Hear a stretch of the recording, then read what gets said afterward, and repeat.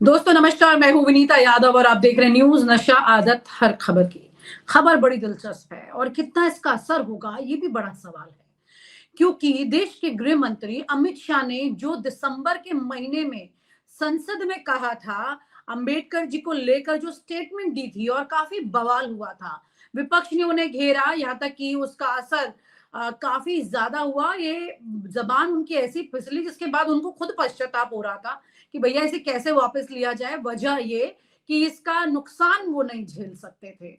लेकिन अब इसी मामले पर 1 मार्च को सुप्रीम कोर्ट में सुनवाई है। आपको याद दिला दें कि जब राहुल गांधी ने मोदी सरनेम को लेकर एक बार स्टेटमेंट दी थी अपने भाषण में, उसके बाद उन पर इतनी भारी पड़ गई थी वो बात कि उनको अपना घर तक खाली करना पड़ गया था, सांसदी बहाली करने के लिए लड़ाई लड़नी पड़ गई थी। तो क्या इस देश में गृह मंत्री सत्ताधीन नेता के लिए परिस्थितियां अलग हैं और विपक्षी नेता के लिए परिस्थिति अलग है? क्या इस देश का कानून बायस्ड हो चुका है, यानी कि अब वो पक्षपाती है, या फिर वाकई में न्याय होगा? सवाल ये है। सुप्रीम कोर्ट क्या कहेगा, सवाल ये है। हमारे साथ चर्चा के लिए जुड़ रहे हैं इस वक्त वरिष्ठ पत्रकार राजीव खन्ना जी और सुभाष शिर्के जी। उन्हीं के साथ इस चर्चा को आगे बढ़ाएंगे और समझेंगे कि क्या वाकई में इस देश का जो न्याय है वो बराबर है सबके लिए या फिर ये पक्षपाती है। यहाँ पर राजीव जी सवाल यही उठ रहा है कि कोर्ट से क्या उम्मीद करें? क्या अमित शाह की भी सांसदी जाएगी? क्या उनका भी मंत्रालय जाएगा? क्योंकि देखा जाए परिस्थितियों को तो वो कहती हैं अगर निष्पक्षता है तो ऐसा होगा, लेकिन नहीं है तो क्या होगा? देखिए, इसकी दो चीजें आपको समझनी है विनीता। एक तो यह है कि जब हम बात करते हैं कि कोर्ट क्या रुख इख्तियार करेगा वो हम कह नहीं सकते, पर हाँ, अगर हम कंपैरिजन देखते हैं तो डेफिनेटली वो एक बात बनती है। और सबसे इंपॉर्टेंट चीज इसमें यह है कि ये बयान क्यों दिया गया, उसमें उसके भी कई कारण है। पहला तो जो समझ आता है वो ये है कि इस समय ये सरकार या ये पार्टी इतनी मदहोश है एक पॉलिटिकल एरोगेंस में कि इनको लगता है हम जो भी कहेंगे, जैसा भी कहेंगे, कुछ नहीं होगा उसका। एक तो वो चीज है। दूसरी चीज जो है, रियल इश्यूज जो है उनसे ध्यान भटकाने में भी एक महारत हासिल है, चाहे वो मोदी साहब हो, चाहे वो अमित शाह साहब हो, या बाकी हो। अब इसको आप देखिए तो जब हम बात करते हैं कि ये तो कुछ भी नहीं है, आप एक सीरीज ऑफ एग्जांपल्स हैं, और लेटेस्ट जिसकी मैं बात करना चाहूंगा वो ये है कि आपने दिल्ली सरकार जो चुनी है, दिल्ली सरकार, दिल्ली की मुख्यमंत्री और दिल्ली की कैबिनेट, इन लोगों को भी आप ले लीजिए और इनके पुराने बयान देख लीजिए या पुराने ट्वीट देख लीजिए, पुरानी चीजें देख लीजिए, तो क्या एक्शन हुआ? पार्टी के अंदर कोई एक्शन हुआ इनके ऊपर? मेरा सवाल ये है, ये वो बीजेपी है विनीता जो कभी प्राइड फील करती थी ये कहने में कि इनका चाल चलन और चरित्र की पार्टी बात होती थी यहां पर। अब ये कैसा चाल चलन और चरित्र है कि देश के जो होम मिनिस्टर हैं वो ऐसा बयान दे रहे हैं? अब कोर्ट में मामला जाना जो है वो अपने आप में बड़ी, वैसे देखिए तो किसी एक मतलब एक डेवलप्ड, अगर ये हमारी डेवलप्ड सोसाइटी हो तो उसके लिए तो बड़ी शर्म की बात है ना कि किसी मंत्री का के खिलाफ ऐसा मामला अगर कोर्ट में जा रहा है, पर यहां तो ऐसा कुछ है नहीं। और जहां तक आपने बात की राहुल गांधी की, उसके वो भी किस लिए हुआ था वो भी हमें पता है। देखिए, ये मेन जो चीजें होती है, एक तो टेंशन डाइवर्ट करना और दूसरा एक पॉलिटिकल एरोगेंस, उसमें ये साफ नजर आती हैं चीजें, और ये चीजें की जाती हैं। एन वक्त पे ऐसे बयान, ऐसी चीजें कहना, करना, उसको भड़काना महारत है। तो वही चीज अब नजर आ रही है। हाँ, अगर कोर्ट में अगर आप उसी हिसाब से उसी पैरामीटर पे नापा जाए, पर ऐसा होता नहीं है, क्योंकि you can not compare apples and oranges, वो होता नहीं है। कोर्ट जो है मेरिट्स पे केस के जाता है, और मेरिट्स को किस तरीके से कोर्ट इंटरप्रेट करता है वो अभी देखना होगा हमको। बहुत सारे सवाल हैं, आपने बहुत ऐसी बात कह दी है जिसके बाद कई और चीजें जहन में आ रही हैं। सुभाष जी, क्या वाकई में ऐसा होता है? कोर्ट के विद ड्यू रिस्पेक्ट, कोर्ट के फैसलों को मानते हुए, उसके खिलाफ ना जाते हुए, एक आम आदमी की तरह ये उम्मीद की जा सकती है कि जो चीजें हो रही हैं वो उतनी ही पारदर्शिता में, उतनी निष्पक्ष दिखें, वो बड़ा जरूरी है। जैसे कि अभी मुख्य चुनाव आयुक्त की नियुक्ति को लेकर के जब हियरिंग हुई सुप्रीम कोर्ट में, तो संजीव खन्ना जी ने कहा कि बहुत सारे मैटर हैं, हालांकि कानून बना हुआ है, इसमें ज्यादा कुछ कर नहीं सकते थे, ये एक आधार है उस बात का, और बात आगे टल गई होली के बाद के लिए। तो क्या ये मामला भी टल जाएगा या कुछ सख्ती देखने को मिल सकती है इसमें?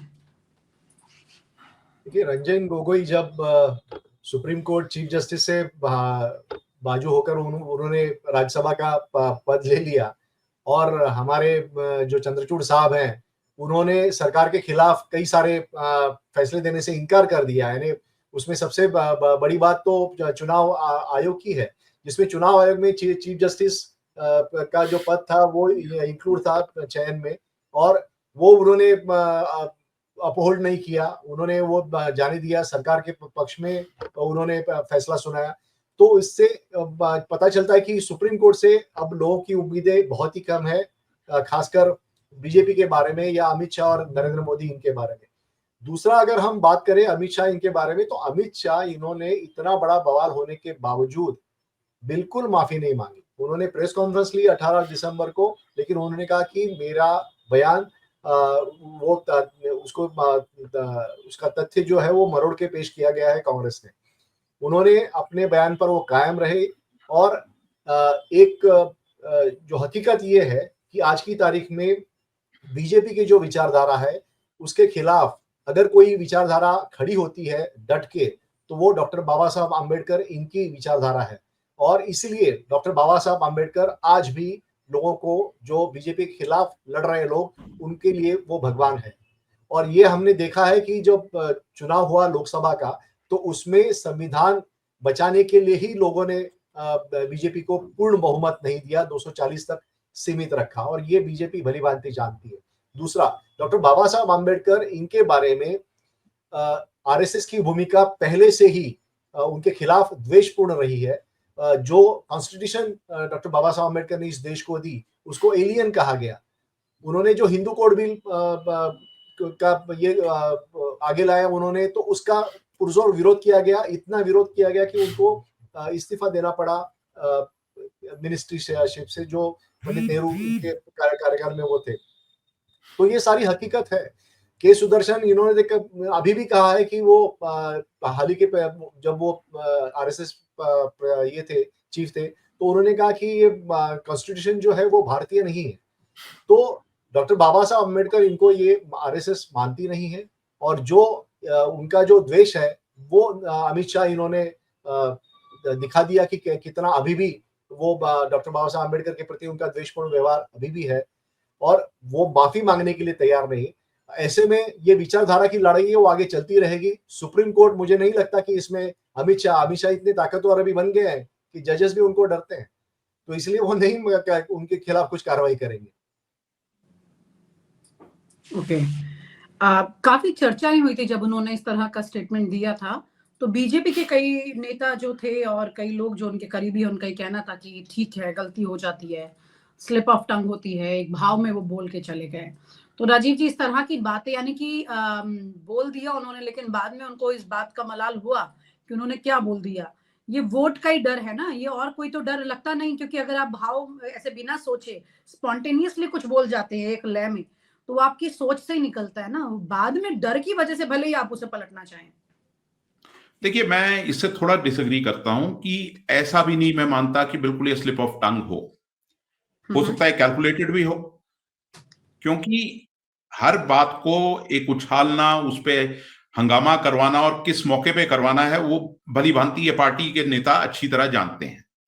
और वो बाद में जिस तरीके से आप कह रहे हैं कि कुछ नेताओं का कहना था कि भाई गलती में हो गया, ये एक इनकी वैसे स्ट्रैटेजी है आरएसएस बीजेपी की, कि आप भिन्न आवाजों में बात करो, एक व्यक्ति कुछ बोले, दूसरा कुछ बोले, तीसरा कुछ बोले, चौथा कुछ बोले, और पब्लिक सेंटिमेंट को जानते हुए जो जैसा आपको लगता है वहां जाके आप कंफर्टेबल हैं वहां पर बैठ जाइए आप। तो वो कोई नई बात नहीं है ऐसा बोलना। बात यह है, अगर आप इस देश के होम मिनिस्टर हैं, ऐसे कैसे आपका स्लिप ऑफ टंग हो जाएगा? आपको ये वो गली मोहल्ले के नेता नहीं है कि जिसका स्लिप ऑफ टंग हो जाएगा। कितने चुनाव जीत चुके हैं आप और कितने चुनाव लड़ चुके हैं आप, और एक बहुत इंपॉर्टेंट पोस्ट पे आप बैठे हैं इस देश की। और दूसरी चीज जो सुभाष जी कह रहे हैं कि देखिए, अंबेडकर को लेकर, और ना सिर्फ अंबेडकर, क्योंकि वो ब्राह्मणिकल ऑर्डर में तो है ही इनका, जो अपना इनका चलता रहता है, ब्राह्मणिकल ऑर्डर को इंपोज करने की कोशिशें जो चलती हैं वो तो एक तरफ है। सबसे ज्यादा प्रॉब्लम किससे? सबसे ज्यादा प्रॉब्लम तो संविधान से है ना। तो कहीं ना कहीं वो अंबेडकर और संविधान दोनों मतलब एक ही कॉइन के दो चेहरे हैं, तो उससे बहुत प्रॉब्लम है। उसको लेकर बयान भी देने होते हैं, उसको लेकर चीजें भी कहनी होती है, और फिर उसके साथ साथ फिर रिजर्वेशन के मुद्दे पर बहुत चीजें होती हैं। ये party from time to time क्या क्या करती रही है इन चीजों को लेकर हम सब अच्छी तरह जानते हैं, उसमें कोई नई चीज नहीं है। हाँ, कोर्ट की जहां तक आप बात कर रहे हैं कि जैसा सुभाष जी कह रहे हैं कुछ खास उम्मीद नहीं है, देखिए वो मेरा कहना है कि किस तरीके कोर्ट इंटरप्रेट करता है वो एक चीज है, पर हाँ मेरा ये मानना जरूर है कि कोर्ट कम से कम कुछ स्ट्रिक्ट ऑब्जर्वेशंस दे सकता है, डायरेक्शंस ना भी दे, क्योंकि बहुत कुछ ऑब्जर्वेशंस के सांसद ही जा सकती है, कुछ वक्त के लिए ब्रेक लग सकता है, कुछ नहीं वो उसकी मुझे वो कोर्ट क्या करता है उसमें मैं नहीं कह रहा, पर कोर्ट कम से कम ऑब्जर्वेशंस दे सकता है कि एक इस पद पर बैठे आदमी को ऐसे बयान नहीं देने चाहिए। वो अपने आप में बहुत बड़ा स्ट्रिंजेंट मैसेज होता है। यहां चीजें जो होती हैं वो सिग्नल्स में बहुत कुछ कहा जाता है, जब हम कोर्ट्स की बात करते हैं, कोर्ट्स की ऑब्जर्वेशंस की बात करते हैं, बहुत कुछ ऐसे कहा जाता है। बात यह है कि कोर्ट जो कहेगा सो कहेगा, पर बात ये दूसरी ये है कि एक एटीट्यूड जो है ना एक पार्टी का, उसके नेतृत्व का इन चीजों को लेकर, मतलब वो ज्यादा मायने रखता है कि किस तरीके से आप देखते हैं चीजों को। संविधान को आप कैसे ट्रीट कर रहे हैं। आप नाटक तो पूरा होता है, संविधान को माथे पे लगाया जाता है, पार्लियामेंट में माथा टेका जाता है, पर फिर उन्हीं इंस्टीट्यूशंस को किस तरीके से आपने डैमेज किया। इस संविधान को मतलब छेड़ने में आप कोई कसर तो नहीं छोड़ रहे। ये तो पब्लिक रेजिस्टेंस है फ्रॉम टाइम टू टाइम जो आती रहती है, जिसकी वजह से आपको पीछे हटना पड़ता है, और उसी चीज को लेकर ये और एक कंटिन्यूअस प्रोसेस है। दलित वोट बैंक है, या दलितों को जहां आपने उकसाना होता है, दलितों को इस्तेमाल करना होता है अपने कम्युनल प्लैंक्स के लिए, वहां कुछ अलग भाषा हो जाती है आपकी। दलित को कहीं, और जहां दलितों के खिलाफ बात होनी होती है, जहां ब्राह्मणिकल ऑर्डर की बात आती है, वहां अलग बात आ जाती है आपकी।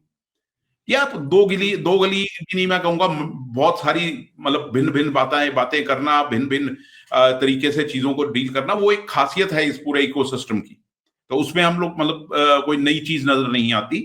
और ये हाँ कि जो आप कह रहे हैं कि भाई स्लिप ऑफ टंग, मैं नहीं मानता कि ये स्लिप ऑफ टंग रहा होगा जी, लेकिन बाद में बदलने की वजह यही कि भाई लगभग 16 से 17% दलित है इस देश में, नाराज हुए क्योंकि काफी उनके खिलाफ प्रदर्शन उन्होंने किया था और नाराजगी आई थी, तो ये उनको एहसास हुआ। क्या लगता है आपको कि अमित शाह माफी भी मांग सकते हैं? अमित शाह माफी मांग सकते हैं? वो देखिए, पॉलिटिक्स में कुछ भी पॉसिबल है, पॉलिटिक्स में कुछ भी पॉसिबल है, वो बड़ी बात नहीं है। और वहां जहां पर देखिए एक ना ये पॉलिटिकल एरोगेंस भी है, फिर ऊपर से जिसको कहते हैं ना कि हम स्पाइनलेस बिहेवियर भी है। मैं आपको एक एग्जांपल देना चाहता हूं कि मेरे साथी रहे हैं गुजरात में, उन्होंने एक बहुत बड़ी स्टोरी ब्रेक की थी कि एक किताब थी, और उस किताब का जो फॉरवर्ड था वो मोदी साहब द्वारा लिखा गया था, और उसमें यह लिखा गया था कि जब कोई दलित झाड़ू उठाकर मतलब काम पर निकलता है तो उसको स्पिरिचुअल एहसास होता है। ये मोदी साहब द्वारा कहा गया था। तब भी मतलब तब लोगों में हंगामा हुआ, और मेरे जो साथी हैं उन्होंने मोदी मंत्रिमंडल के किसी दलित मिनिस्टर से ही पूछा था कि उन्होंने नाम नहीं लिया कि किसका लिखा फॉरवर्ड है, उन्होंने कहा कि भाई ये किताब है और उस पर ऐसा फॉरवर्ड है, तो वो भड़क गए। फिर उन्होंने बताया कि नहीं, ये फॉरवर्ड जो है उसके नीचे नरेंद्र मोदी का साइन है, तो फिर एकदम चुप बैठ गए। वो देखिए एक पॉलिटिकल एरोगेंस भी है, एक पॉलिटिकल आपकी पावर भी है, और फिर जैसा कि सुभाष जी कह रहे हैं कि जज भी डरते हैं, वो एक और चीज आती है, वो एक परसेप्शन आज वैसा भी परसेप्शन है लोगों में। तो ये तमाम चीजें हैं, पर बात वही है कि क्यों ये ऐसी बातें कही जाती हैं, क्यों ऐसे ऐसे कंट्रोवर्सीज को रेक किया जाता है। कहीं ना कहीं तो कॉन्फिडेंस होगा ना कि कुछ नहीं होगा हमारा, ये कॉन्फिडेंस भी तो नजर आता है ना कहीं पे कि कोई क्या कर लेगा, क्या हो जाएगा हमारा, इसलिए चीजें होती हैं और वही हो रही है। दीवारें मजबूत है तो छत गिरने का खतरा कम हो जाता है। सुभाष जी, यहाँ पर यही बड़ी बात है कि अगर ये कॉन्फिडेंस है तो फिर क्या ही हो जाएगा 1 मार्च को। मुझे लगता है कि ये लंबा खींचेगा मामला, क्योंकि जो लोकल कोर्ट जो था, उस लोकल कोर्ट से सुप्रीम कोर्ट तक ये मामला चला गया। लोकल कोर्ट ने कुछ विटनेसेस के गवाह दर्ज किए थे, बयान दर्ज किए थे, लेकिन उसके आगे कुछ हुआ नहीं था। तो मुझे लगता है सुप्रीम कोर्ट में ये लंबा प्रोसेस चलेगा और इसमें अंतिमता कुछ होने वाला तो है नहीं। और जैसे राजीव जी ने कहा कि कुछ, या आप भी कह रहे थे कि कुछ नसीहत देने की बात, तो सुप्रीम कोर्ट के जजेस नसीहत अमित शाह को देंगे, इसमें मुझे जैसे अभी रणबीर इलाहाबादिया वाले मामले में भी दे दी उन्होंने, और जी। उसके बाद उनको राहत भी दे दी, तमाम अलग अलग राज्यों में जाने की जरूरत नहीं है, एक ही जगह आए। अभिनव चंद्रचूड़ का पहला केस यहाँ पे सुप्रीम कोर्ट में आके था संजीव खन्ना की बेंच में, उनको भी राहत मिल गई। हालांकि उन्होंने ये तक कह दिया अपने मुवक्किल के लिए कि मुझे भी शर्म आ रही है इनकी बात पर, लेकिन फिर भी राहत मिल गई। जी, तो यार कोर्ट कैसे ऑपरेट होती है, ये इसका एक जीता जागता उदाहरण है वो, और इसलिए मुझे नहीं लगता कि कोर्ट से कोई उम्मीद हमें रखनी चाहिए। कोर्ट से उम्मीद नहीं रखनी चाहिए, लेकिन क्या ये इस तरह के मामलों को जब कोर्ट में लेके जाते हैं तो क्या आपको लगता है कि तमाम बाकी नेता, जैसे रमेश बिधूड़ी का आप देख लीजिए, उन्होंने कितना आपत्तिजनक शब्दों का इस्तेमाल किया था। अभी हाल ही में विधानसभा में योगी आदित्यनाथ ने इस्तेमाल किया। इस तरह के तमाम, परवेश वर्मा को देख लीजिए, अनुराग ठाकुर को देख लीजिए, ये एक रिवायत है। और अगर आपके मुखिया को ही कोर्ट अक्सर ऐसा करता है ना, एक एग्जाम्पल सेट करता है ताकि बाकी को संदेश चला जाए, तो क्या ये भी नहीं होगा? क्योंकि अगर गृह मंत्री को लेकर के एक बार सख्ती की तो शायद तमाम बाकी लोग थोड़ा सा दायरे में रहने की कोशिश करेंगे। सुभाष जी, देखिए, ये तभी हो पाएगा जब रीढ़ की हड्डी दिखा पाएंगे सुप्रीम कोर्ट के जजेस, क्योंकि हमने तो देखा है कि महाराष्ट्र में जो चुनाव का जो पार्टियां तोड़ी गई है उसके बारे में दल बदल कानून इतना साफ है, लेकिन उसके बारे में कोई भूमिका नहीं ले रहा है। तो ये क्यों नहीं ले रहा है, इसके पीछे का क्या कारण है, ये आज तक पता नहीं चला है। और इतने 2.5 साल, अभी 3 साल होने को आया है, लेकिन एक कोई चीज का कोई फैसला यहाँ तक कि शिवसेना का नाम, तो ये चीजें हैं, तो इससे लोगों की उम्मीदें खत्म हो रही है सुप्रीम कोर्ट से। हालांकि हमने देखा है टीएन शेषन जैसे ब्यूरोक्रेट्स थे, उन्होंने एक अलग जगह पे उन्होंने चुनाव आयोग पहुंचाया था, उनको विरोध का सामना करना पड़ा, उनको तानाशाह बोला गया, लेकिन वो डटे रहे अपने मुद्दे पे।